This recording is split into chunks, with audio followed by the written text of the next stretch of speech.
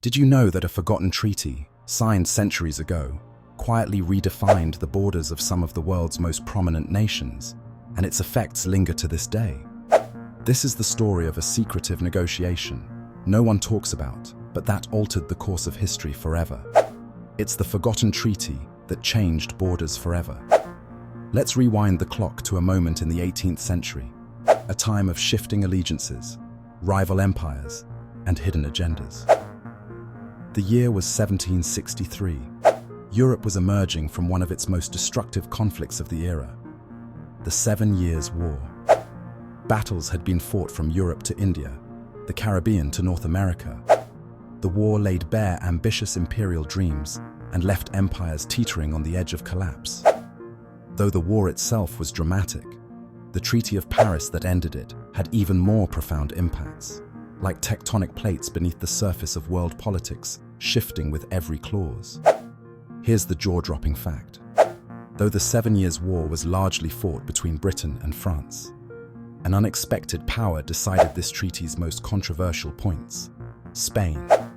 That's because, in one of history's most overlooked alliances, France had handed Spain a legal trump card before the fighting ever stopped. France gifted Spain a huge piece of America, Louisiana. But did Paris really care about Louisiana, considering it consisted mostly of untamed wilderness and posed logistical challenges?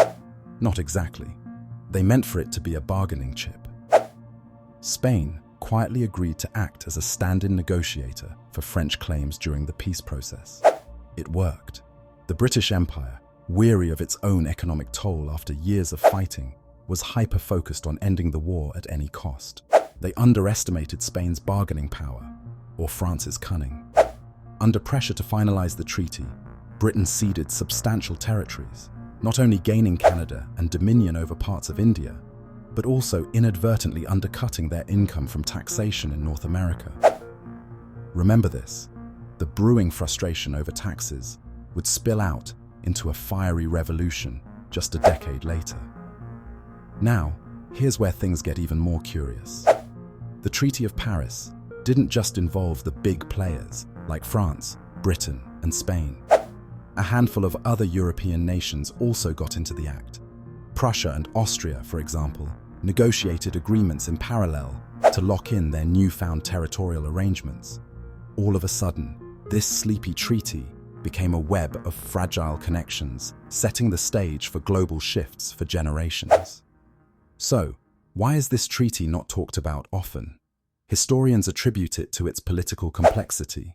Editing messy alliances and inscribing them into a legible narrative isn't easy, especially when so many regions experience significant upheaval from what looked on the surface like mere boundary adjustments.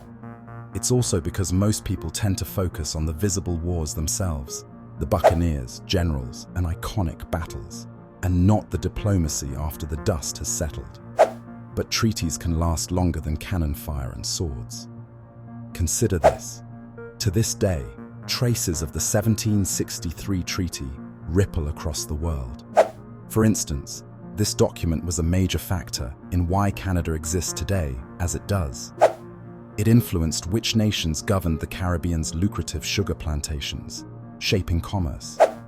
Even countries like India and the Philippines saw the Treaty of Paris echo down through colonial history.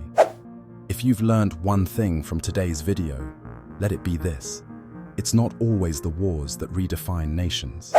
Sometimes it's what happens afterward, around those green baize tables, that truly transforms our world.